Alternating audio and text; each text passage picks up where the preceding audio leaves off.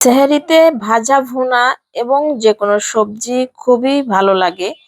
আর বিশেষ করে সারাদিন রোজা থাকার পরে একটু সবজি এবং ভাজা ভুনাই একমাত্র পারফেক্ট খাবার আমি মনে করি।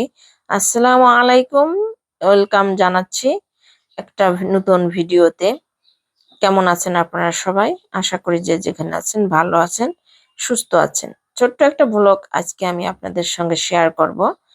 আর আজকের রান্নাটা সেহরির রান্না। সেহরিতে আমি কি কি রান্না করেছি সেটাই শেয়ার করব। হলুদটা শুকিয়ে গুঁড়ো করে নিয়েছি, একটু ঠান্ডা করে তারপর ফ্রিজে রেখে দিব। আর বাচ্চাদের জন্য আলাদা আলাদা খাবার রান্না করতে হয়, যেহেতু সবাই সবকিছু খায় না। আমার ছেলে আলবির জন্য একটু ডাল বিশেষ করে মাখা মাখা করে ধনিয়া পাতা দিয়ে রান্না করে নিলাম। আর প্যানে একটু সরিষার তেল দিয়ে দিচ্ছি, গরম হলে আমি এখানে কয়েক টুকরো মাছ ভেজে নেব। এই মাছগুলো হচ্ছে মৃগেল মাছ, আর মৃগেল মাছ হচ্ছে আমাদের বেশিরভাগই বাচ্চারা খেয়ে থাকে। আর ঝোল রান্না করলে অতটা পছন্দ করে না, তো একটু টমেটো ধনিয়া পাতা দিয়ে একটু ভুনা করে তারপর নিব। বিশেষ করে সেহরির জন্য একবেলার খাবার একটু মাখা মাখা শুকনো করে রান্না করে নিব।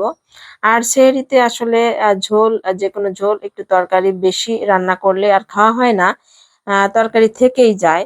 তো ভাবলাম টমেটো দিয়ে একটু সুন্দর করে ভুনা ভুনা করে নিব।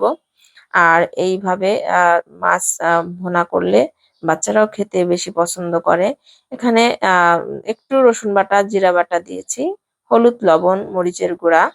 আর নামানোর আগে আমি একটু ধনিয়া পাতা কিছুক্ষণ রান্না করে পানিটা শুকিয়ে আসলে আমি নামিয়ে নেব। ওই প্যানটার মধ্যে এই বরবটি ভাজি করে নিব। আর বিশেষ করে যে কোনো সবজি ভাজি তো আমার খুব বেশি পছন্দের। আর ভাজা ভাজা হলে আমার খাওয়া একদমই চলে যায়। আর বিশেষ করে দেশি বরবটি খেতেও দারুণ মজার। এটাই ছিল আজকের রান্না। ধন্যবাদ।